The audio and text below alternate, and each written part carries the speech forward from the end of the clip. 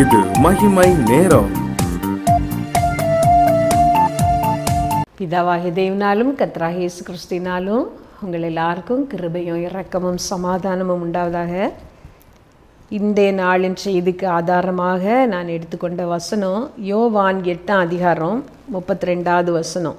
சத்தியத்தையும் அறிவீர்கள், சத்தியம் உங்களை விடுதலையாகும். நானே சத்தியம் என்று சொன்ன தேவன் அந்த சத்தியத்தை நாம் ஏன் நம்ப வேண்டும், அந்த சத்தியத்தினால் நமக்கு என்ன கிடைக்கிறது என்றும் சொன்னார். அவர் சொன்னார், சத்தியம் உங்களை விடுதலையாக்கும்.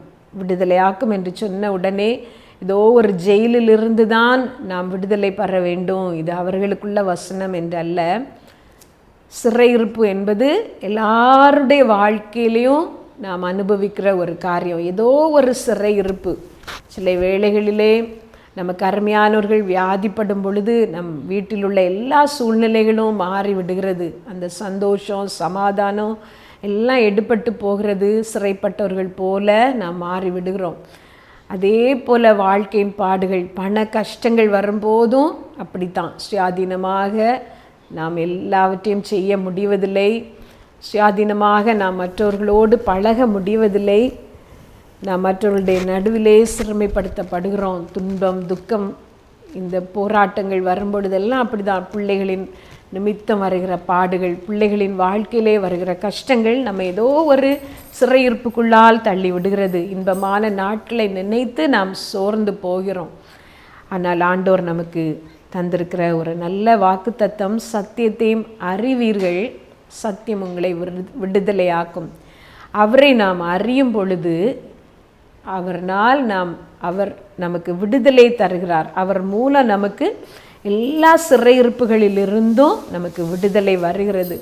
நம்மை சிறைப்படுத்துகிற காரியங்களிலெல்லாம் ரொம்ப வல்லமை உள்ள ஒரு சிறையிருப்பு உண்டு. அது எது தெரியுமா?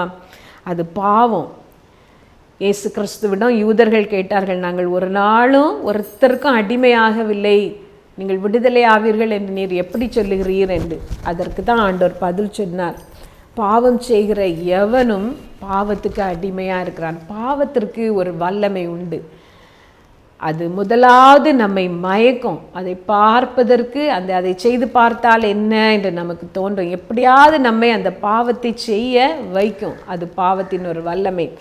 ஏவாளுடைய கதையை நாம் படிக்கும் பொழுது, ஆதாம் ஏவாளுடைய கதையை ஆதியாகமத்திலே நாம் படிக்கும் பொழுது பிசாசு வந்து சொல்லுகிறான், அந்த பழைய பாம்பாகிய சர்ப்பம் வந்து சொல்லுகிறது, அந்த பழத்தை புசிக்க வேண்டாம் என்று அவர் உங்களுக்கு சொன்னது உண்டோ என்று. இந்த ஏவாளும் பேச்சு கொடுக்கிறாள். கடைசியிலே அந்த பழத்தை, அது ரொம்ப நல்லது, அது புசிப்புக்கு நல்லது, அது உங்களை தேவர்களைப் போல மாற்றிவிடும் என்று முழு பொய்யையும் அந்த பிசாசு சொல்லுகிறான். அதன் பிறகு அந்த பழத்தை ஏவாள் பார்த்தபோது அது புசிப்புக்கு நல்லதும் பார்வைக்கு இன்பமாய் இருந்தது என்று வேதத்தில் நாம் பார்க்கிறோம். அப்படி கவர்ந்து கொள்ளுகிற ஒரு கவர்ச்சி அந்த பாவத்திற்கு உண்டு. அதன் பின்னால் இருக்கிற தீமைகள் நம்முடைய கண்களுக்கு தெரிவதில்லை. பாவம் ஏதோ அது இன்பமானது, அது நல்லது, கண்களுக்கு நல்லது, வாழ்க்கைக்கு நல்லது என்று சொல்லிதான் அநேக வேளைகளிலே நாம் தவறாக பாவம் செய்கிறோம். தவறான உறவுகளுக்கு நாம் உட்படுகிறோம். தவறான பழக்கங்களை மெதுவாக செய்ய தொடங்குகிறோம். நீதிமொழிகளிலே அது சிவப்பாக இருக்கும் பொழுது நீ அதை பாராதே, அது பிறகு உன்னை பாம்பை போல தீண்டும் என்று சொல்லி இந்த குடிக்கிற பழக்கத்தை பற்றி சொல்லியிருக்கிறது. அது முதலாவது அது இன்பமாக தெரியும். ஆனால் நாம் அதற்கு கொஞ்சம் இடம் கொடுத்து விட்டோம், ஆனால் அது முழுவதும் நம்மை சிறையாக்கி போடும். தன் பாவ கயிறுகளால் மனுஷன் கட்டப்படுகிறான் என்று நாம் வேதத்தில் பார்க்கிறோம். ஒரு விசை பாவம் செய்து பாவத்திற்கு நாம் இடம் கொடுத்த பிறகு அது திரும்ப திரும்ப நம்மை கட்டி போட்டு கொண்டே இருக்கும். ஒரு பாவத்தின் கயிறு நம்மை சூழ கட்டி கொண்டே இருக்கும். கடைசியிலே அதிலிருந்து வெளிவர நமக்கு முடியாமல் போகும். அந்த பாவத்திலிருந்து வெளிவருவது எப்படி என்று திகைத்து கொண்டிருப்போம். போக போக ஒருவேளை அந்த இன்பமாக இருந்த பாவம் நமக்கு கசப்பாக மாற தொடங்கலாம். அது நமக்கு வெறுப்பை தரலாம், வாழ்க்கை நாசமாக சின்ன பின்னமாக மாற்றி போடலாம். ஆனால் அப்படி போட்ட பிறகு நாம் யோசிப்போம், எப்படி இந்த பாவத்திலேருந்து வெளியே வருவது என்று சொல்லி. அது அவ்வளோ லகுவான ஒரு காரியம் கிடையாது. பாவத்திலிருந்து வெளியே வருவது ஒரு லேசான காரியம் கிடையாது. வேறு யாரோ நமக்கு அவசியம். அந்த பாவத்திலிருந்து நம்மை விடுதலையாக்க வேறு யாரோ நமக்கு அவசியம். அதுதான் அந்த சத்தியமாகிய இயேசு கிறிஸ்து. குமாரன் உங்களை விடுதலையாக்கினால் மெய்யாகவே விடுதலை ஆவீர்கள். அவருடைய உதவி அந்த பாவத்திலிருந்து நாம் வெளியே வருவதற்கு அவசியம். பாவம் செய்கிற எவனும் பாவத்திற்கு அடிமையாக இருக்கிறான். பாவம் செய்ய செய்ய அது நம்மை அடிமைப்படுத்தி கொண்டே இருக்கிறது. அதன் சிறையிருப்புக்குள்ளால் நாம் போய்கொண்டே இருக்கிறோம். முதலில் அது இன்பமாக இருக்கும். பிறகு அந்த பாவத்தின் பின் விளைவுகளை நாம் சந்திக்க தொடங்கும் பொழுதுதான் அதன் கசப்பும் அதன் வேதனையும் நமக்கு தெரியும். வெளியே வர முயற்சி செய்வோம், ஆனால் அது முடியாமல் போகும். அப்படிப்பட்ட ஒரு மனநிலையோடு, அப்படிப்பட்ட ஒரு சூழ்நிலையோடு நீங்கள் இதை கவனித்து கொண்டு இருக்கிறீர்களானால் உங்களுக்கு ஒரு நற்செய்தி. அவர் சத்தியமாகி அவர் நானே வழியும் நானே சத்தியமும் என்று சொன்ன அவர் உங்களை விடுதலையாக்க போதுமானவர், வல்லவர். நீங்கள் செய்ய வேண்டியதெல்லாம் அவரிடத்திலே நீங்கள் வர வேண்டுவது தான். நான் ஒரு கதை வாசித்தேன். ஒரு கிறிஸ்தவ குடும்பத்திலே, இது ஒரு உண்மை சம்பவம், ஒரு கிறிஸ்தவ குடும்பத்திலே வளர்க்கப்பட்ட ஒரு பையன், தாயின் தகப்பனும் ரட்சிக்கப்பட்டவர்கள். அவர்களால் முடிந்த அளவு அவனை நல்ல வழியிலே நடத்தி கொண்டு வந்தார்கள். ஆனால் அவனுக்கு எப்படியோ அந்த மந்திரங்கள் மேலேயும் மற்ற காரியங்கள், பிசாசின் காரியங்கள் மேலேயும் ஒரு ஈர்ப்பு வந்தது. அவன் 7 வயதிலேயே ஒரு பேய் கதையை கேட்ட பொழுது எனக்கு அதிலே ஒரு ஈர்ப்பு வந்தது என்று சொல்லி எழுதியிருக்கிறான். அதன் பிறகு அந்த மந்திர காரியங்கள், ஜோசியம், குறி, இந்த மாதிரி காரியங்களிலே அவன் அதிகமாக ஈடுபாடு காட்ட தொடங்கினான். பேய் படங்களை விரும்பி பார்க்க தொடங்கினான். அது அவனை அப்படியே பிடித்து கொண்டது. பேய் படங்கள் தான் அவனுக்கு இன்பமாக இருந்தது. நடு ராத்திரியிலே பார்ப்பது அவனுக்கு ரொம்ப விருப்பமாக இருந்தது. ஆனால் பிறகு அந்த பாவங்கள் அவனை மேற்கொள்ள தொடங்கினது. அவன் ஆவிகளோடு, மருத்துவர்களோடு பேச தொடங்கினான்.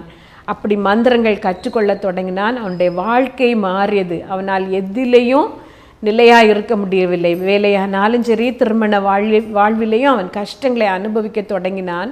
அப்பொழுதுதான் கர்த்தரிடம் வர வேண்டும் என்று அவனுக்கு தோன்றினது. பழைய காலத்திலே அவனுடைய பெற்றோரும் சண்டே கிளாஸ்லேயும் சொல்லி கொடுத்த காரியங்கள் நினைவுக்கு வந்தது. இயேசு கிறிஸ்துவிடம் வந்தான். வந்த பிறகு ஆண்டுடைய சமூகத்திலே அவன் தன்னை தாழ்த்தி ஜெபித்தான். ஜெபித்து ஒரு நற்செய்தி கூட்டத்திலே அவனுக்கு ஒரு விடுதலை வந்தது. விடுதலை வந்த பிறகு அவன் ஆண்டோருக்கு பிரியமாக வாழ தொடங்கினான். ஆனால் அந்த பாவங்கள் திரும்பியும் அவன் மேல் பலம் செய்ய தொடங்கினது. அப்பொழுது அவனுக்கு ஒருவர் கற்றுக் கொடுத்தார். நீ ஒவ்வொரு பாவத்தையாக நீ அறிக்கை பண்ண வேண்டும். நீ செய்த பாவங்களை ஞாபகப்படுத்தி. அவன் ஒரு நாள் கொஞ்சம் தூரம் அவன் போகும் பொழுது ஆண்டவரிடத்தில் அழுது கேட்டான், ஆண்டவரே என்னுடைய பாவங்களை எனக்கு உணர்த்தும் என்று. ஒவ்வொரு பாவமாக ஆண்டவர் அவனுக்கு உணர்த்த அந்த பாவங்களை அறிக்கையிட்டு அதை விட்டு அவன் வெளியே வந்து ஒரு இன்பமான வாழ்க்கை வாழ்வதாக அவனுடைய சாட்சியை நான் வாசித்தேன். நீங்களும் கூட அப்படிதான். தன் பாவங்களை மறைக்கிறவன் வாழ்வடைய மாட்டான். அவைகளை அறிக்கை செய்து விட்டு விடுகிறவனோ இரக்கம் பெறுவான். இந்த செய்தியை கேட்கிற நீங்களும் கூட பாவத்திலே வெகு தூரம் போய்விட்டீர்கள். விளையாட்டாக தொடங்கின அந்த காரியம் இன்று உங்களை கவ்வி பிடித்து கொண்டது. ஏதோ நட்பாக பழகின அந்த தவறான உறவு உங்கள் கணவரையும் உங்கள் பிள்ளைகளையும் வெறுக்க வைக்கிற அளவுக்கு உங்களை தூரமாக இழுத்து போய்விட்டது. ஆனால் இன்னும் உங்களுக்கு நம்பிக்கை உண்டு. கர்த்தரிடம் திரும்புங்கள். நாம் எல்லாரும் கிறிஸ்துவின் நியாயாசனத்திற்கு முன்பாக ஒரு நாள் நிற்கவே வேண்டும். அந்த நாளிலே நாம் எதையும் மறைக்க முடியாது. எல்லாம் வெளியரங்கமாகும். அதற்கு முன்னால் கிறிஸ்துவின் இரத்தத்தினால் கழுவப்பட்டு அந்த பாவ பிடியிலிருந்து ஒரு விடுதலை வாங்குங்கள். முதலாவது நீங்கள் செய்ய வேண்டிய ஒரு காரியம், மனம் திரும்பி, ஆண்டவரே நான் போகிற வழி தப்பு, நான் பழகுற இந்த நபர் தப்பு, நான் செய்கிற இந்த காரியம் தப்பு, நான் உம்மை அறிந்த பிறகு தூரமாய் போனவள், ஆண்டவரே என்னை மன்னியும், உம்மை அறியாத காலங்களிலே இந்த பாவத்தை நான் செய்து விட்டேன் என்று ஒப்பு கொடுத்து ஜெபியுங்கள். கர்த்தர் உங்களுக்கு உதவி செய்வார். எங்கள் நல்ல தகப்பனே, இந்த நேரத்தில் உண்மையான இருதயத்தோடு மனஸ்தாபப்படுகிற ஒவ்வொருத்தருக்கும் உம்முடைய மன்னிப்பை தாரும். உம்முடைய இரத்தத்தினால் எங்கள் பாவங்களை கழுவும். நீரே எங்களுக்காக அடிக்கப்பட்டவர். எங்களை கழுவி சுத்திகரியும். இயேசுவின் நாமத்தில் ஜெபிக்கிறோம் பிதாவே, ஆமீன்.